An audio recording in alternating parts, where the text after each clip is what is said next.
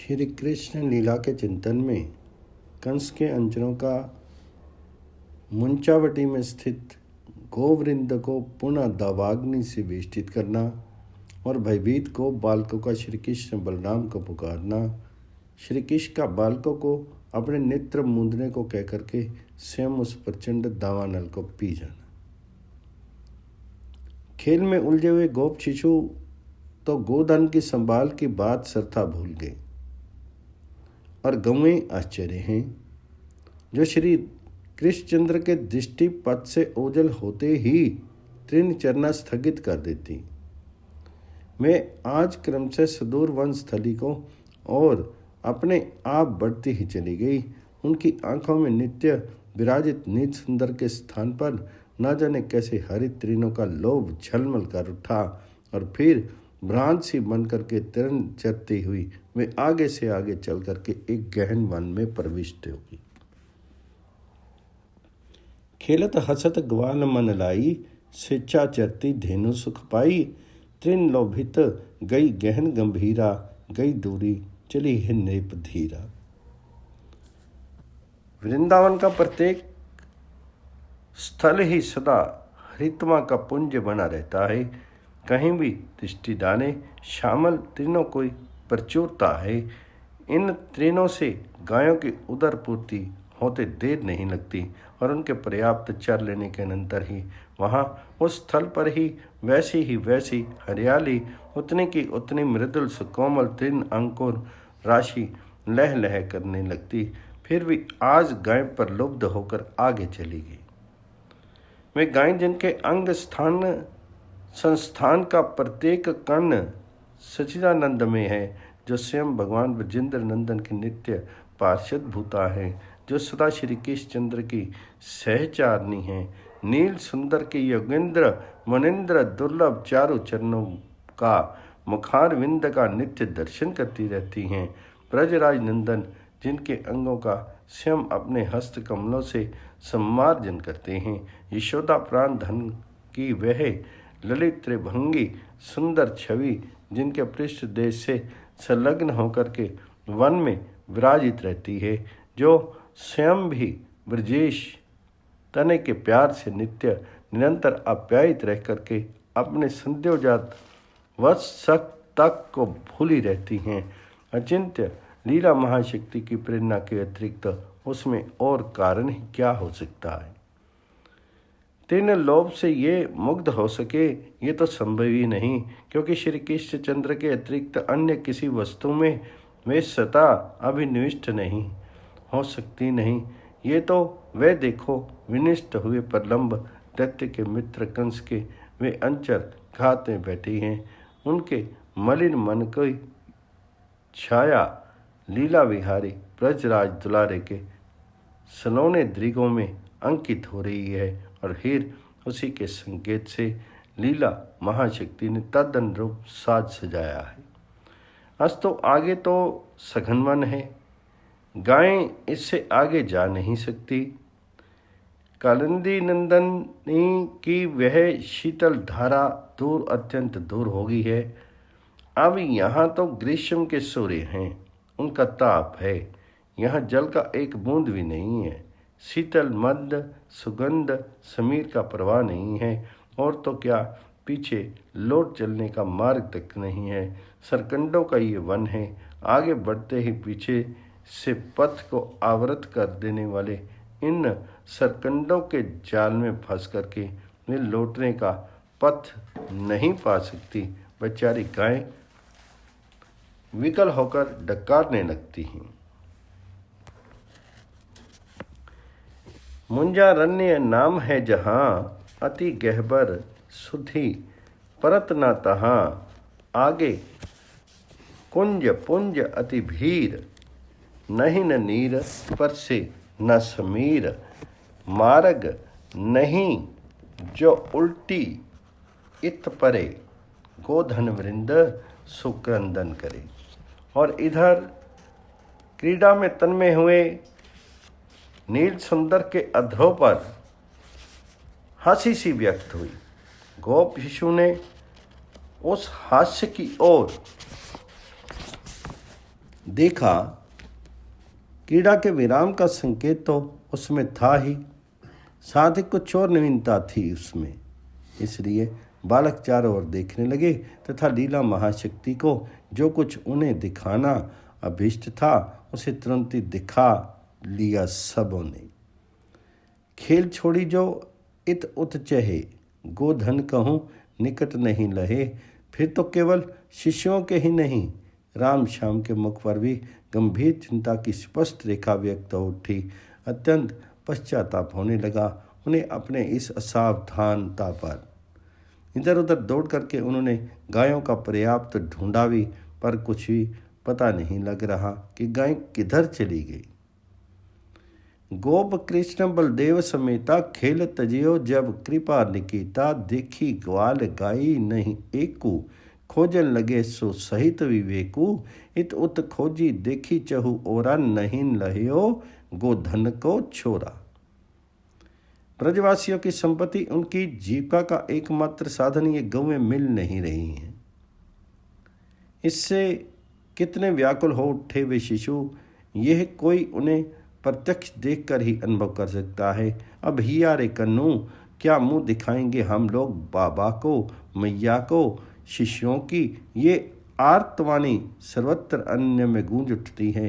उनका धैर्य छूटने लगता है, किंतु राम श्याम के प्रोत्साहन से जैसे भी हो उन्हें ढूंढ लेने का ही निश्चय किया गया। सब के सब गायों के खुर एवं दांतों से कटे हुए तृणों के पीछे एवं स्थान स्थान पर आर्द्र धरा पर बने हुए खुरों के चिन्हों का अनुसरण करते हुए आगे बढ़े। देत खुरन तृण टूटे देखी, पुनि अंकित पद भू थल पेखी। तेहि मग चले सकल अकुलाई, अति चिंता गोपन उर छाई। धेनु जीव का है सब जासु, नष्ट चित्त सब हुए गे आसु। उभे भ्रात बिनु सब अकुलाने, ढूंढत गोधन सब बिलखाने। बहुत दूर चलने के अनंतर जब उस मुंजावटी का आरंभ हुआ, तब गौओं का वे आर्तनाद उन्हें सुन पड़ा, किंतु आगे सरकंडों के गहन वन में वे प्रविष्ट हो गई। ये तो संभव ही नहीं। श्रांत हुए वे सब शिशु अपने सखा कन्नू भैया की ओर ही देखने लगे। आगे अति गहबर दिखी चके, धसी न सके तित ही सब थके। तब उनकी ओर देख लेने पर अब तक कहाँ किसे निराशा मिली है।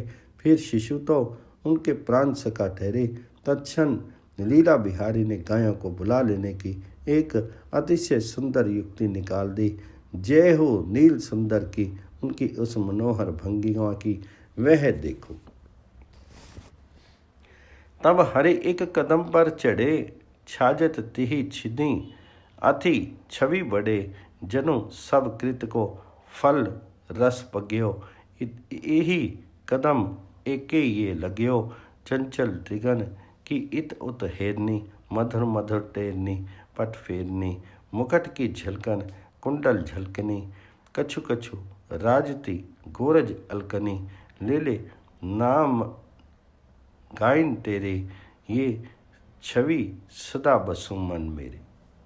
कदम की उस उतुंग शाखा पर अवस्थित होकर के पर ब्रह्म पुरुषोत्तम प्रभु मेघमंद्र सर में गायों का नाम ले लेकर पुकार रही हैं। अरे पिशंगी, अरे मनिक स्थानी, रे प्रणति श्रृंगी। पीक्षणे, अरे आजा रे मृदंग मुंगी। धूमले, शाबली, हंसी, वंशी प्रिय। तथा सहसा अपने नामों का आवाहन सुन करके उस करुण क्रंदन का अवसान होकर कितनी पर हर्षित उठी हैं। वे पथ भ्रष्ट शंख गाएं, उनके पास और तो साधन ही क्या है। हाँ, बारंबार हुंकार कर वे अपने बालक को प्रत्युत्तर दे रही हैं। उनके तुमल हंबाराव से संपूर्ण वन प्रतिनादित हो रहा है। ले ले नाम तासो जगदीशा, तेरियो मेघ गिरा धुनि ईसा। हे गंगा जमुने हे धौरी, हे श्यामा पीरी हे गोरी, सुने निज नाम धेनु हुंकारी, आई दौरत निकट मुरारी। सागर की ओर प्रसारित सुश्री की सत सहस्र धारा के समान वे गाय श्री कृष्ण की ओर दौड़ चली। बगदी उठते चाइन चाइन, हरि मुखते सुनी अपना नाइन, प्रेम सहित आमनी हुंकारनी, सिचत धरनी दूध की धारनी, आनी जो भाई धेनु एक ठोरी, धोरी धोरी प्रति छवि बोरी, सबके कंठनी कंचन माला, सोहत सुंदर नयन विशाला, घनन घनन घंटागन गजे, अमर राज गज की छवि लजी। हरि सन्मुख आवती उम्ही, उज्जवल गोधन नार, समुदहि मनहु मिलन चली, गंगा भई सद्धार। गोप शिष्यों ने उन्हें एकत्र सम्मिलित किया तथा सब का सब आंतरिक प्रस्ताव यही है, चलो अब गायों को गोष्ठ की ओर हाँक दो। किंतु इससे पूर्व कि ये प्रस्ताव कार्य में परिणत हो, वहीं अचानक चारों ओर से एक महाभयंकर दावाग्नि धक धक करके जल उठी। भला इससे अधिक सुंदर अवसर कंस के लिए अंचलों को मिलना तो मिलता ही नहीं। वे शिव में अवस्थित रहकर देख चुके हैं किस प्रकार बलराम ने देखते देखते ही तनिक सी देर में प्रलंब का अंत कर दिया। फिर तो अपने स्वजन का वह अंत उसके लिए असह्य बन गया और अवसर की प्रतीक्षा ही कर रहे थे। इसलिए अत्यंत शीघ्रता से उन सबों ने संपूर्ण मुंजावटी को घेर लिया तथा श्री कृष्णचंद्र के प्रति अपना वैर साध लेने की दृष्टि से चटपट ऐसी भीषण अग्नि प्रज्वलित कर दी कि जिसका निवारण किसी प्रकार भी संभव ना हो। ओह कैसी प्रचंड है वह वन वहनी, दसों दिशानी पे कृसानु झार झार धाई के, प्रचंड मड़ी व्योम लो सिखी सिखा बढ़ाई के, झंझाई के झकोर झोंक उक्र ऊक फूट ही, महाभयान भीम रूप सो भुवक छूट ही। सधूम देखिए अकाम धुंध संध जाई के, दिशानी द्वार दावियो सगाड़ बाड़ छाई के, संसातो पौन सांड सांड सर्व रातु दाव ही, प्रकोप भोरी भर भराती झंझराती आव ही। तरनादी चटचटात पटपटात बेनु जाल सो, चिरती चरचरात तरत रात है तमाल सो। फलादी फूटी टूटी झूमी भूमि में परे तहाँ, उड़े फुलिंग फैनी गैल धैरी के फिरे महा।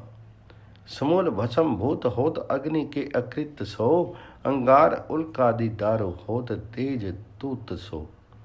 चिहारी चिह घुंघरात है बारा दासो, हुंकारी हुंक दे कपीस कूद ही उछासो।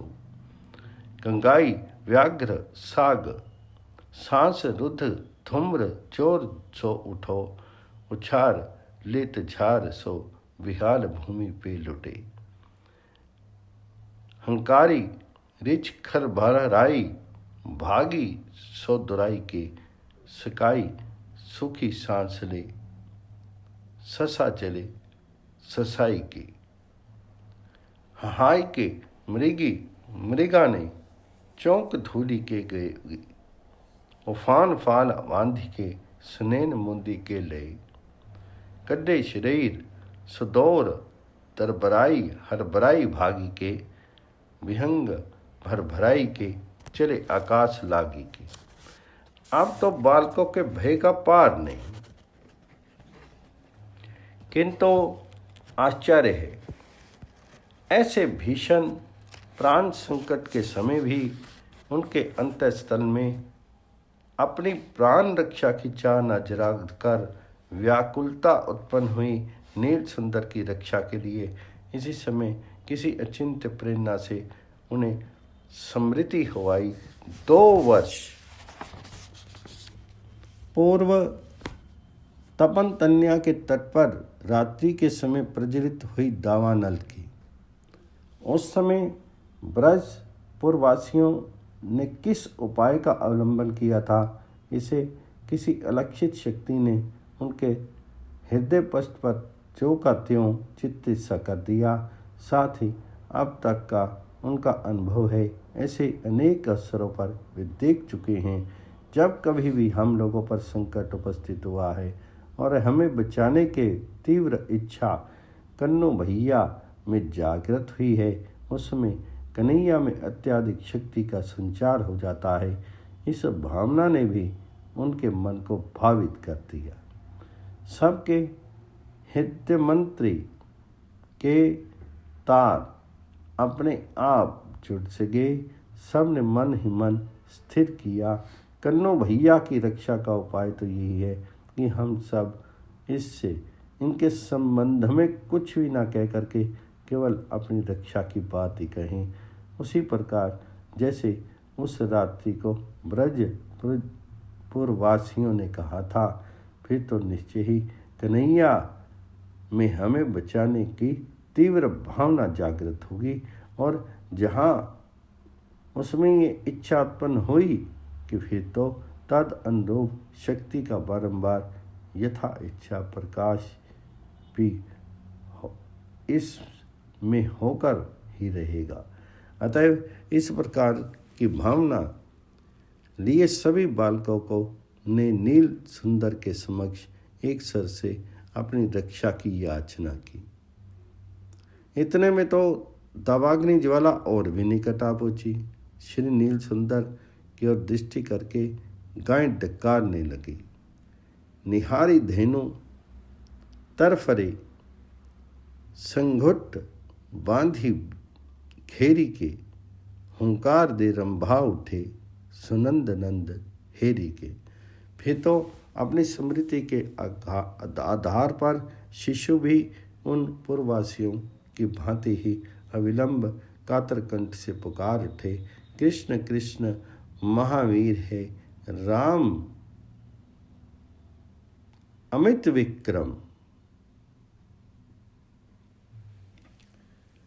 महाप्रभावशाली श्री कृष्ण, भैया श्री कृष्ण, परम बलशाली बलराम, देखो दावाग्नि से हम सब भस्म होने जा रहे हैं। तुम दोनों हम शरणागतों की रक्षा कर लो। आहो कृष्ण, भला तुम जिनके बांधव हो, तुम पर ही जिनका सर्वस्व अवलंबित है, उन्हें किसी प्रकार से भी दुख भागी भी होना चाहिए। हमारे लिए एकमात्र तुम ही आश्रय हो, हमारी एकमात्र तुम में ही निष्ठा है। अपना एवं हमारा क्या धर्म है, क्या कर्तव्य है, इसे तुम जानते हो। अतः इस समय भी तुम्हें जो करना है वे करोगे ही। राम कृष्ण हम शरण तिहारी, राखो तुम अब हे धनुजारी। दावा न लिए प्रबल न थोड़ा, जारत नाथ जीव पर जोरा। राखन हार नाथ तुम आहो, अमित पराक्रम गति बल सबहु। ज्ञाति सहद तब दास हुए, निज करी नंद किशोर। तब जन कह नहीं दुख घटे, इमी के सब सिरमोर। हमरे तुम इक नाथ, तब पद पंकज आस एक। राखो सब कही हाथ, करना सिंधु कृपाल तुम। अति सरास तय अग्नि, कुकुब कोसन कह फुरत। तृण बन घन संघात जात, बरबर कहाँ चुरत। झपटत लपट लपेट, देह दारुण दव धावत। उठ तो भयंकर बाहरी अवनी, अंबर कहतावत। जग जीव विकल खर भर परे, गोब पुकारत है शरण, जग जानी काना रक्षा करो, त्राही त्राही करना करन। अनंत ऐश्वर्य निकेतन श्री कृष्ण चंद्र के प्रति नित्य संख्य रस से भावित रहने वाले उन शिष्यों के मन में उनकी अपरिसीम भगवता का उन्मेष कभी भी नहीं होता। ये तो लीला शक्ति की प्रेरणा से उनमें अनुकरण की वृत्ति जाग उठी है। ऐसा कहने से ही मेरे कन्नों में उस दिन एक विचित्र सी शक्ति जाग उठी थी, आज भी जाग उठेगी और फिर ये दावानल को शांत कर देगा। इस भावना से परिभाषित होकर के वे ऐसा कह गए हैं, अन्यथा अपनी प्रार्थना के वास्तविक रहस्य का उन्हें कोई ज्ञान नहीं है। वे तो बस अपने कोटि प्राण प्रिय सखा कन्नू भैया की प्राण रक्षा के लिए अपनी जान में सर्वोत्तम उपाय का आश्रय ले रहे हैं, पूर्ववासियों की अनुकृति मात्र कर रहे हैं। हाँ, शर्त था उनकी अनजान में ही उनके मुख द्वारा अनुषंगिक रूप से इसी में प्रपंच के त्रिताप दग्ध प्राणियों के लिए ये परम आश्रय सन में संकेत अवश्य व्यक्त हो जा रहा है। संसार के जीवों, यदि इस भवाटवी में धधकती हुई आग से त्राण पाने की इच्छा हो तो ऐसे ही कृष्ण कृष्ण पुकार उठना, फिर देखो क्या से क्या हो जाता है। अस्तु उनकी वह पुकार समाप्त होते न होते महामहेश्वर श्री कृष्ण के मन में तदनुरूप संकल्प का भी सृजन ही हो गया। वे महामहिम सोचने लगे, ओ अपने आत्म स्वरूप की अपेक्षा भी मुझे अधिक प्रिय मेरे ये बंधुजन इस दावानल को देख करके अत्यधिक संतप्त हो रहे हैं। इसलिए इस प्रचंड वनवहनी को मैं अब निगल जाऊं, भले ही यमराज या ब्रह्मा अथवा स्वयं हार ही इस रूप में व्यक्त क्यों ना हुए हों, किंतु मेरे द्वारा अग्नि भक्षण होते देख करके इसे सह जो नहीं सकेंगे वे मेरे शिशु सखा ही होंगे। बस श्री कृष्ण चंद्र का मधुस्यंदी स्वर गूंज उठा, भैयाओ डरो मत, तुम सभी अपने नेत्र निमीलित कर लो। तो और शिशु तो नील सुंदर के किसी भी आदेश की अवज्ञा करना जानते ही नहीं। सब ने तत्क्षण अपनी आंखें मूंद ली। उनकी विशुद्ध संख्या रस भावित बुद्धि ने एक अत्यंत सुंदर ये निर्णय जो दे दिया, कन्हैया भैया अब शक्ति तो अवश्य जागेगी, पर वह भी तो इस शक्ति उन्मेष के लिए आखिर कुछ न कुछ तंत्र मंत्र का आश्रय लेगा ही। कन्नू भैया अग्नि विष आदि की शांति के संबंध में मणि मंत्र महाऔषध के अनेक प्रयोग जानता है और इन प्रयोगों के लिए यह नितांत आवश्यक है ही कि उस संबंध में कुछ भी दूसरों के समक्ष ना किया जाए। एकांत हुए बिना वे सिद्ध ही नहीं होते। अब यहाँ इस जन समुदाय में हमारे नेत्र मूंद लेने से ही वह एकांत की विधि पूरी हो गई है, अतः हम लोग दृढ़ता से अपनी आंखें मूंद लें। इधर शिष्यों को आंखें निमीलित होते ही श्री कृष्ण चंद्र की अघट घटना पट्यसी योग माया शक्ति का विकास हुआ।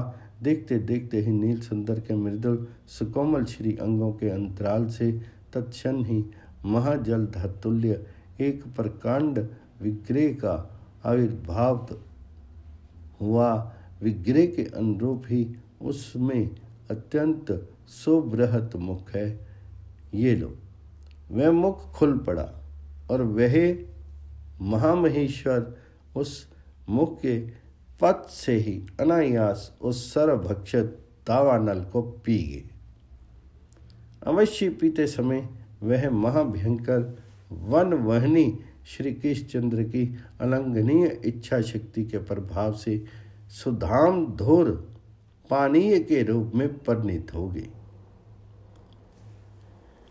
चंदन चंद समान अनल तेज शीतल भयो, जनहित किन्नो पान को प्रभु दीन दयाल सो। कृष्ण कन्हैया की जय, यशोदा मैया की जय, नंद के गोपाल की जय।